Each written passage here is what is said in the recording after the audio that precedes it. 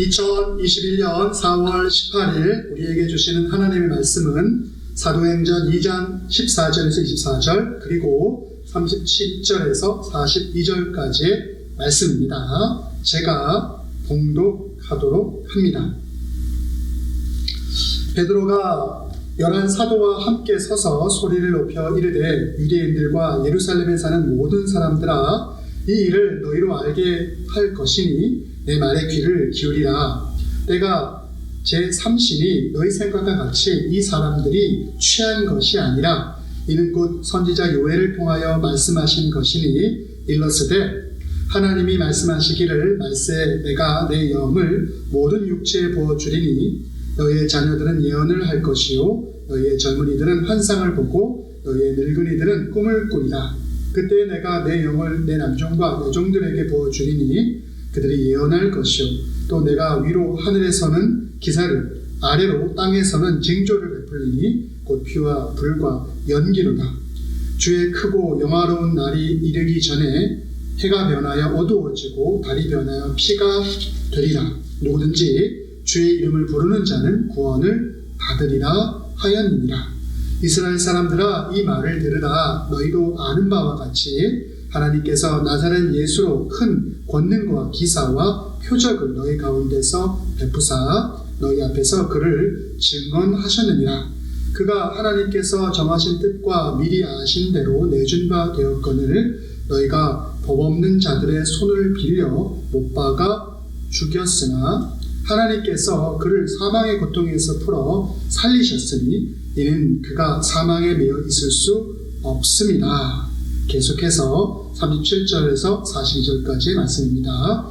그들이 이 말을 듣고 마음에 찔려 베드로와 다른 사도들에게 물어 이르되 형제들아 우리가 어찌할꼬 하거늘 베드로가 이르되 너희가 회개하여 각각 예수 그리스도의 이름으로 세례를 받고 죄 사함을 받으라. 그리하면 성령의 선물을 받으리니 이 약속은 너희와 너희 자녀와 모든 먼데 사람 곧 주 우리 하나님이 얼마든지 부르시는 자들에게 하신 것이라 하고 또 여러 말로 확증하며 권하여 이르되 너희가 이 패역한 세대에서 구원을 받으라 하니 그 말을 받은 사람들은 세례를 받음에 이 날에 신도의 수가 3,000이나 더하더라.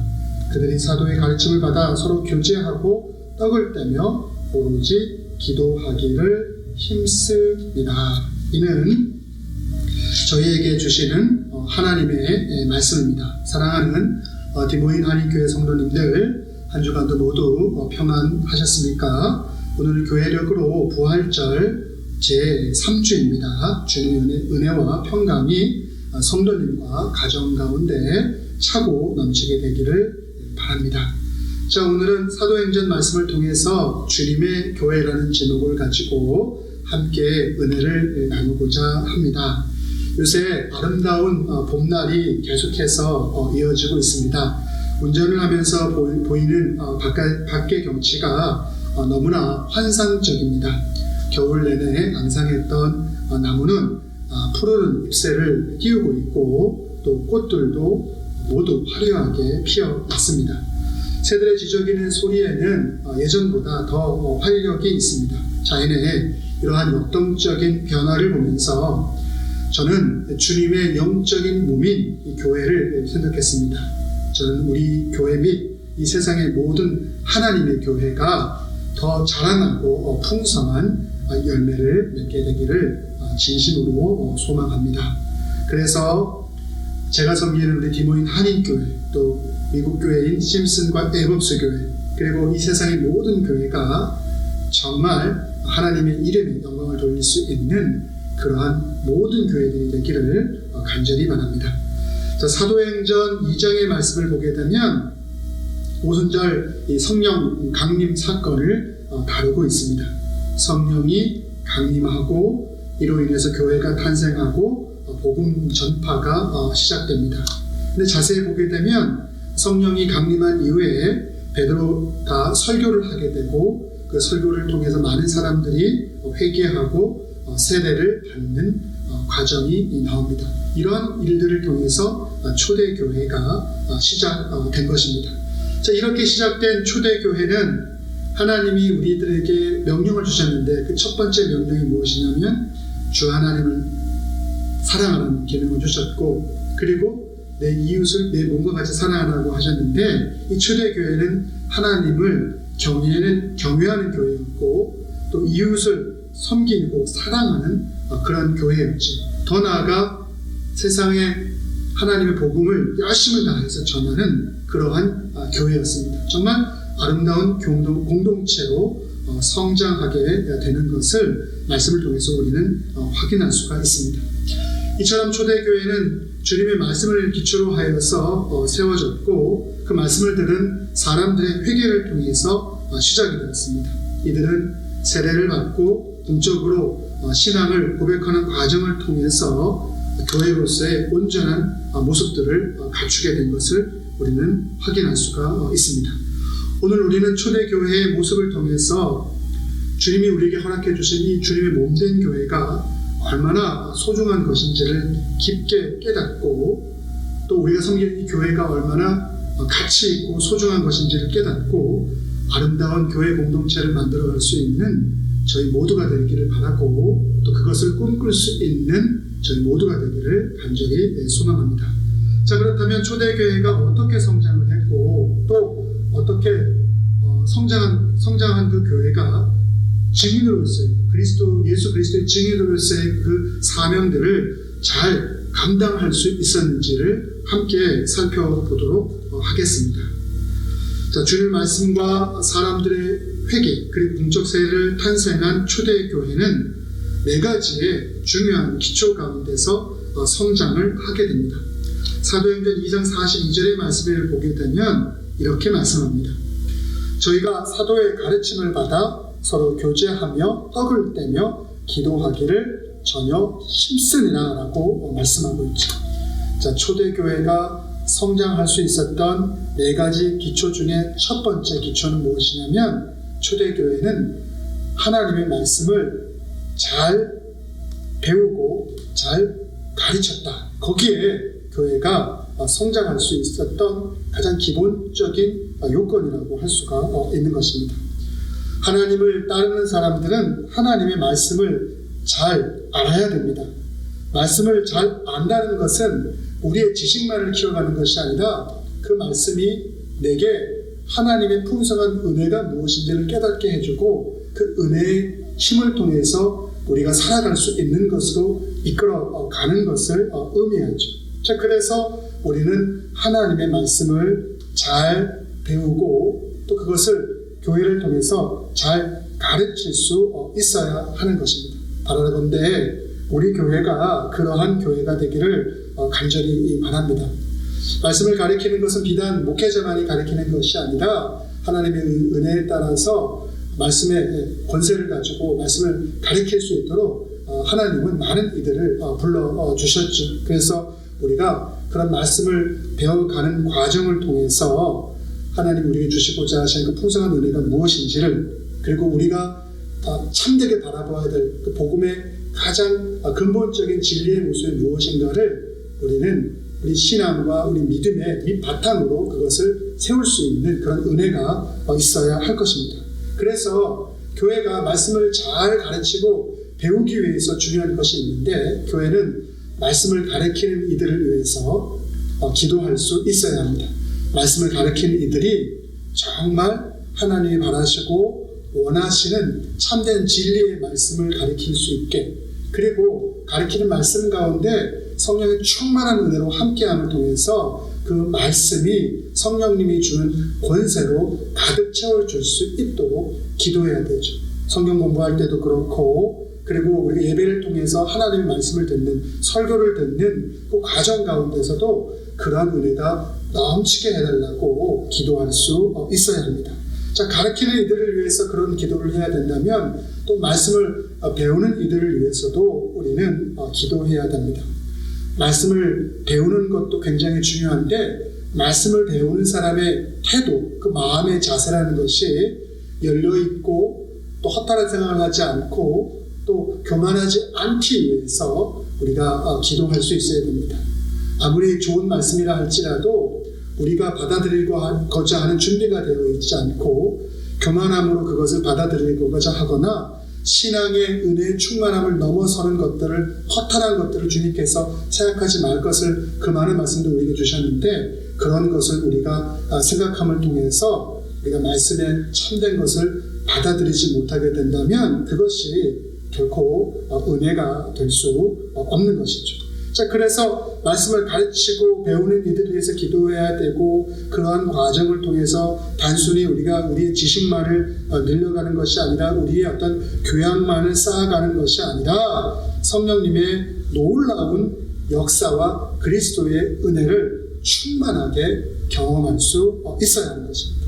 그래서 우리가 예배든 함께 모여서 말씀을 공부하는 것이든 그 모임 가운데, 그 예배 가운데 그 은혜의 충만함이 내 가운데서 지금 나를 사로잡고 역사하고 있는 것인가, 이것을 우리가 좀 살펴볼 수 있어야 되고, 그러한 놀라운 일들이 우리의 마음속에서, 우리의 인생 속에서 날마다 풍성하게 이루어지기를 소망할 수 있어야 할 것입니다. 그러한 교회가 초대교회였고, 우리 교회가 그러한 초대교회를 닮은 교회가 되기를 간절히 바랍니다. 자, 그렇다면 초대교회의 두 번째 성장의 기초는 무엇이었을까? 자, 그것은 성도들 간에 서로가 함께 교제하는 것이었죠. 초대교회는 성도 간의 교제가 아주 잘 이루어진 교회라고 할 수가 있습니다. 자, 교제한다는 것은 무엇이냐면 하나님의 말씀, 우리가 배운 하나님의 말씀을 우리의 삶에 적용하고 우리가 받은 은혜를 함께 나눔을 통해서 그 은혜의 크기가 더 풍성해지게 만드는 것이죠. 그러므로 우리는, 교회는 그러한 과정을 통해서 더 풍성해지고 자라가게 되는 것이죠. 독일의 루터교 목사였던 보네퍼 목사님은 그래서 이렇게 말씀하셨어요. 우리 모두가 서로를 필요로 한다. 누구 하나 소외된 자, 누구 하나 필요하지 않는 자가 있는 것이 아니라 하나님의 몸된 교회에 부름받은 모든 이들은 그 몸된 교회 안에서 각자에게 주어진 소임이 있고, 그 소임을 통해서 우리가 하나 되게 될 때 아주 아름다운 풍성한 하나님의 몸된 교회를 이뤄갈 수 있는 것을 말씀하고 있죠. 교회 안에는 믿음이 큰 자도 있고 믿음이 작은 자도 있을 수 있습니다. 믿음이 큰 자들은 믿음이 작은 자들과 교제함을 통해서 믿음이 작은 자들이 믿음이 큰 자들의 그 모습들을 보고 신앙의 도전을 받을 수 있도록 자극을 줄 수 있어야 합니다. 또 믿음이 큰 자들도 믿음이 작은 자들과 함께함을 통해서 하나님의 은혜를 서로 나누는 그 과정을 통해서 하나님이 우리들에게 허락해 주신 공동체 안에서의 부유함이, 의미가 무엇인지, 그 풍성함의 크기와 그 기쁨이 무엇인지를 더 풍성하게 경험할 수 있어야 하는 것입니다. 그래서 그리스도의 한 몸을 이룰 수 있어야 하는 것이죠. 자, 펠로우십을 뜻하는 헬라어 코이노니아는 서로 관계를 맺고 사는 삶을 의미합니다. 이렇듯 이 교회 공동체라는 것은 단지 나와 하나님과의 관계만을 위해서 존재하는 것이 아니라 공동체 안에 형제, 자매 안에 친밀한 관계를 위해서도 존재를 하는 것이죠. 우리는 지난해부터 시작된 코비드-19의 대유행으로 인해서 서로 만나고 교제하는 데 있어서 많은 불편함과 어려움들을 경험했습니다. 하지만 이런 어려운 상황 속에서도 서로가 서로를 위해서 기도하고 따뜻한 위로의 전함을 통해서 우리가 섬기는 우리 교회가 정말 더 아름다운 공동체로서 성장하고 자라날 수 있게 되기를 간절히 바랍니다. 자, 그렇다면 초대교회의 성장의 세 번째 중요한 기초는 무엇이었을까요? 그것은 함께 주님의 성찬에 참여하는 것을 통해서 초대교회는 성장하고 자라갈 수 있었습니다. 떡을 뗀다라고 오늘 본문에는 그것이 표현되어 있는데, 주님의 성찬을 함께 나누는 것을 의미합니다. 우리가 성찬을 참여하는 것은 단순히 상징적인 의미로서 참여하는 것이 아니라, 습관적으로 그것을 하는 것이 아니라, 성찬을 통해서 주님이 우리에게 가르쳐 주신 그 십자가의 희생, 사랑, 그리고 그분이 보여주신 순종의 의미가 무엇인지를 다시금 돌이켜 깨닫고 그것을 통해서 우리의 마음을 그 성찬에 참여하는 과정을 통해서 매번 새롭게 할 수 있는 그러한 은혜를 우리가 누리기 위해서 성찬에 참여를 하는 것이죠. 다시 말해서 예수 그리스도의 희생과 죽음을 통해서 우리의 삶의 모습을 새롭게 주님 앞에 결단하기 위해서 우리는 성찬에 참여하는 것입니다. 그리고 그와 과정을 통해서 우리가 고백할 수밖에 없게 되는 것이 주님의 은혜 안에서 우리의 죄가 보이는 것이고 우리는 주님의 은혜를 통해서 구원받은 죄인이라는 사실, 주님 앞에서 평등한 존재라는 사실을 우리는 고백하고 주님의 은혜가 아니면 살아갈 수 없는 존재라는 것을 고백하고 그것을 우리 삶의 활력으로서 동력으로서 삼아 가는 것이죠.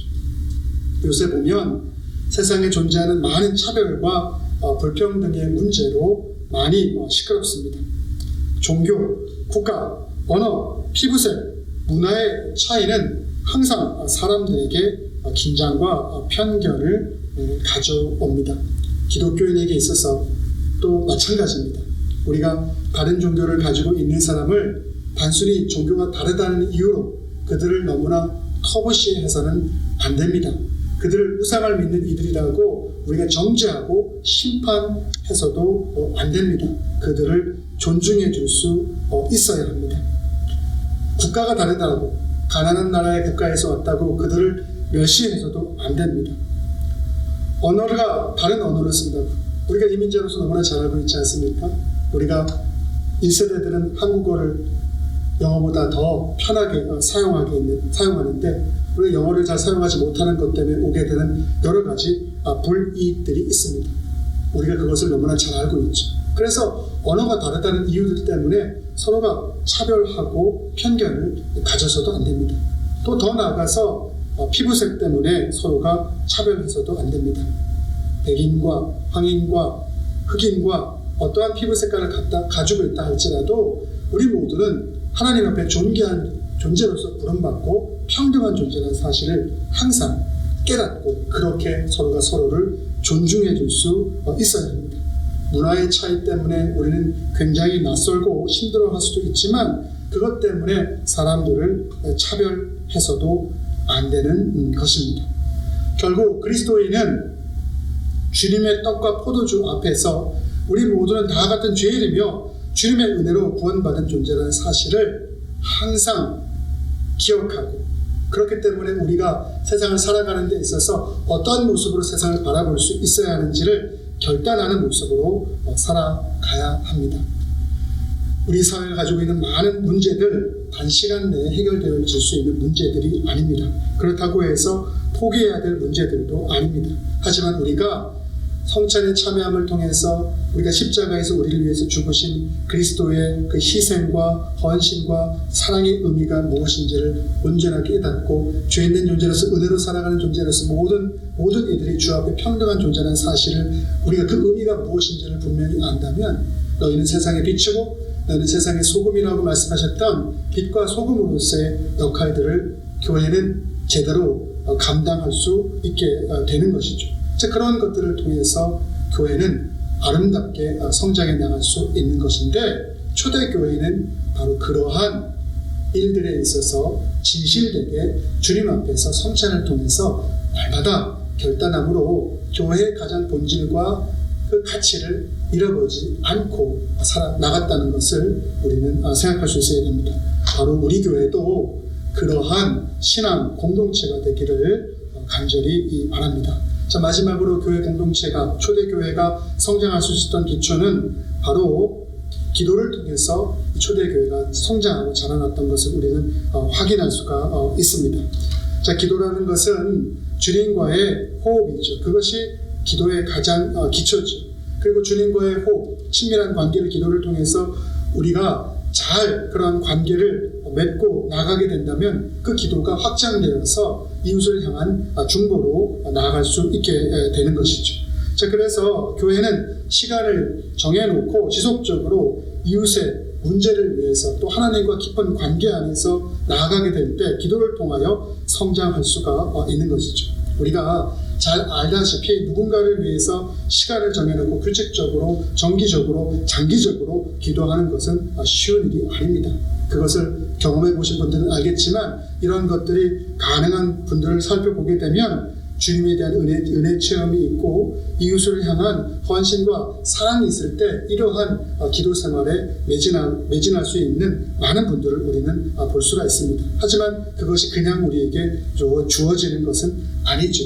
그런데 이 초대교회 성도들은 기도에 힘쓰는 사람들이었다라고 분명하게 말씀하고 있습니다. 초대교회 성도들은 함께 모여서 이웃을 향해서 중보에 힘쓰는 공동체였습니다. 그런데 이 중보라는 것은 자기들만의 어떤 이기적인 욕심을 채우기 위해서 기도하는 것이 아니라 함께 더불어서 이웃의 풍성함과 그들이 잘 되는 것을 위해서 기도하는 것인데 바로 그런 것에 힘쓰는 공동체였고 그렇기 때문에 초대교회는 이 기도함을 통해서 크게 성장할 수가 있었다는 것이죠.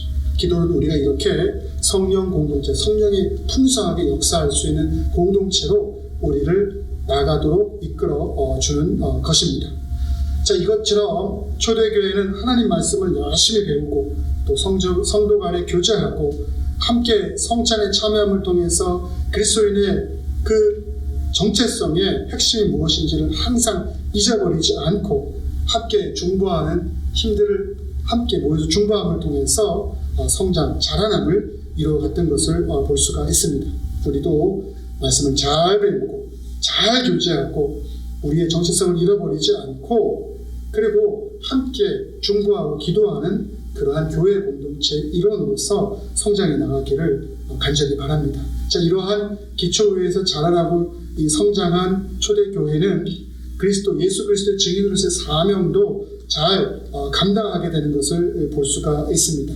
자, 그런데 이것을 잘 감당하기 위해서도 우리가 평상시에 항상 고려하고 준비해야 될 것들이 있는데 그런 부분들을 한번 좀 살펴보도록 하겠습니다. 자, 우리가 우리의 사명, 그리스도의 증인으로서 사명을 잘 감당하기 위해서 우리는 평상시에 삶 속에서 하나님의 제자들을 잘 훈련할 수 있어야 됩니다. 성숙한 신앙이라는 것은 금방 생기는 것이 아닙니다. 오랜 시간 신앙 훈련을 통해서 우리가 그런 성숙한 신앙이 우리 삶 속에 체화될 수 있는 것이죠. 그래서 우리는 평상시에 하나님 말씀을 열심히 배우는 것, 우리 열심히 하나님 말씀을 읽고 묵상하는 것이 필요한 것이죠. 그리고 열심히 모이는 것, 우리가 주일에 모여서 예배드리는 것이 귀한 것이 모이는 것이 필요하죠. 함께 모여서 예배드리는 것이 아주 귀한 것이죠. 그리고 모여서 기도하고 또 가정에서 기도하는 이런 일들을 우리가 평상시에 힘쓸 수 있어야 됩니다. 이것이 바로 우리가 신앙의 기초라고 할 수가 있는 것이죠. 자, 이것이 우리의 삶 속의 일상에서의 훈련이라면 이제 가끔 그러한 삶을 살아가다 보면 우리 삶 속에 어려움이 닥쳐올 때도 있습니다. 근데 어려움 속에서도 우리는 신앙이 더욱더 연단되는 것을 훈련해야 되는 그러한 모습으로 살아가게 될 때 우리가 예수 그리스도 증인으로서의 사명을 더 감당할 수 있죠. 그런데 어려움이 우리들에게 찾아오게 되면 우리는 그 어려움 속에서 어떻게 신앙을 체계적으로 훈련하고 우리가 연단할 수 있는가? 그것은 어려움을 대하고자 하는 우리의 태도, 관점을 어떻게 가지고 있느냐가 중요한데 그 어려움을 대하는 우리의 태도, 관점조차도 사실은 쉽게 형성되는 것이 아니라 훈련이 필요한 것이죠. 그래서 그런 어려움 속에서 신앙의 훈련이 잘 되어 있지 않으면 우리는 그 어려움에 대해서 어떤 태도와 관점을 가지게 되냐면 도대체 왜 내가 이러한 어려운 상황 가운데 놓여야 되지? 이 어려움을 처하게 했던 그 원인이 누구지? 나 때문인가? 타인 때문인가? 어떤 상황 때문인가? 어떤 그러한 문제에 천착하게 되는 것을 볼 수가 있죠. 그런데 우리가 신앙훈련이 잘 되어 있는 사람들, 어려움 속에서 그런 이들은 그 문제 자체, 그 원인이 무엇이고 왜 그것이 내게 생겼기 때문에 그것이 나에게 정말 낙마하게 되는 그런 원인 제공으로서 역할들을 하게 되는 그것에 우리가 매몰되어 있는 것이 아니라 그 상황 속에서 내가 주님을 지금도 신뢰하고 있는가, 그리고 신뢰하는 주님을 통해서 그분을 믿음을 통해서, 그분을 의지함을 통해서 이것을 견뎌내고 이겨내려고 하는가. 바로 이것에 우리가 초점을 맞출 수 있어야 되는데, 그러한 신앙의 어떤 훈련들, 어려움 속의 훈련들이 우리들에게 필요하다는 것이죠. 그러한 관점, 우리의 관점과 태도를 변화시키는 신앙 공동체, 개인들 모두가 되기를 또한 간절히 바랍니다.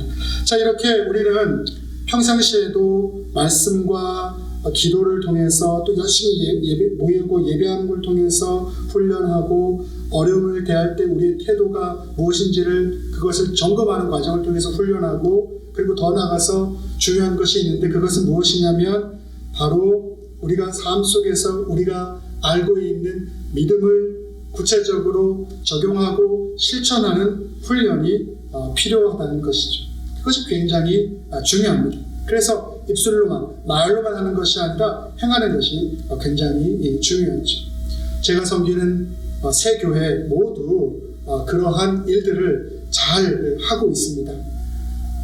화요일과 토요일에 무료로 음식을 나눠주는 교회도 있고, 또 열심히 퀼팅을 해서 그걸 통해서 어려운 이들을 위해서 도네이션을 하고, 또 러비지 세일도 하고, 또 비록 작은 교회들이지만 그 교회들이 할 수 있는 상황에서 학교에 가서 책을 읽어준다거나, 또 학교의 어려운 아이들을 위해서 여러 가지 귀한 물품을 구입해가지고 그들에게 도네이션을 한다거나, 또 우리 교회처럼 음식 바자회를 한다거나, 또 이번에 여선교회가 계획하고 있는 것처럼 음식을 팔아서 그 수익금을 통해서 우리가 함께 선교사님을 돕고자 하는 그런 일들을 계획하고, 그러한 것을 행하는 것들, 이 모든 것들이 비록 작은 것이긴 하지만 그것이 정말 큰 열매를 맺을 수 있고 우리의 신앙의 성숙의 풍성함을 가져줄 수 있는 그러한 부분이라는 사실을 우리는 잊지 말아야 되죠. 그래서 그런 것들을 위해서 우리가 어떻게 적용하고 훈련할 것인가, 우리의 삶 속에서 이것을 우리는 날마다 고민하고 그러한 삶들을 살아갈 수 있어야 할 것입니다. 자, 이제 좀 말씀을 정리하고자 합니다. 주님의 교회 너무나 귀하고 소중하죠. 그리고 그 교회 안에서 우리는 그리스도의 증인으로서 부름을 받았습니다. 건강한 개인이 건강한 공동체를 만들어갑니다. 그리고 건강한 공동체가 또한 건강한 그리스도인이 되도록 돕습니다. 개인과 공동체가 서로 상호작용을 하고 있는 것입니다. 그래서 우리는 건강한 교회 공동체, 더불어 사는 하나님 나라를 이루기 위해서 더욱더 노력하고 힘쓸 수 있어야 합니다. 교회는 개인의 구원, 개인의 복만을 강조하는 곳이 아닙니다. 주님은 교회를 통해 교회 안의 형제 자매뿐만 아니라 교회 밖의 이웃들도 복을 받기를 원하십니다. 더 나아가 우리는 성숙한 하나님의 자녀, 그리스도의 제자, 그리스도의 증인들로 살아갈 수 있어야 합니다. 그러한 축복이 우리 교회 가운데 차고 넘치게 되기를 바랍니다. 말씀 마치면서 마태복음 28장 19절 20절의 말씀을 한번 나누고자 합니다. 그러므로 너희는 가서 모든 민족을 제자로 삼아 아버지와 아들과 성령의 이름으로 세례를 베풀고 내가 너희에게 분부한 모든 것을 가르쳐 지키게 하라. 볼지어다 내가 세상 끝날까지 너희와 항상 함께 있으리라 하신다. 이 주님의 명령을 잘 감당할 수 있는, 정말 주님이 사랑하는 그러한 신앙 공동체가 되기를 간절히 바랍니다. 기도하겠습니다. 사랑과 은혜가 많으신 아버지 하나님, 오늘 초대교회의 모습을 통해서 하나님이 바라시고 기뻐하시는 교회의 모습이 무엇인지, 또 우리가 무엇을 준비하고 어떻게 예수 그리스도의 증인으로서 살아가야 될 것인지에 대해서 함께 말씀을 통해서 깨닫게 하시고 은혜를 나누게 하여 주시니 고맙고 감사합니다. 우리가 들은 것을 마음에 잘 새기게 하시고 실천함을 통해서 주님이 기뻐하시는 아름다운 공동체를 날마다 만들어갈 수 있도록 저희 모두를 축복하여 주시옵소서. 모든 말씀 사랑과 은혜가 풍성하신 예수님의 이름으로 기도하였사옵나이다.